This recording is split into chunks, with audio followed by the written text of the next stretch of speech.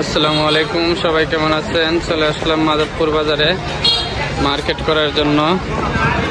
Market বলতে আমার market না, দোকানে কাপড় নেওয়ার জন্য আসছিলাম।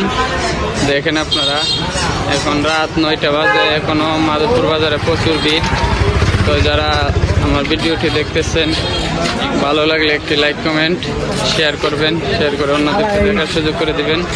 মাধবপুর বাজারে কিন্তু এখনো প্রচুর মানুষ, ভিড়। দেখেন ধুমধারে বেচা কিনা চলতেছে মাধবপুর বাজারে।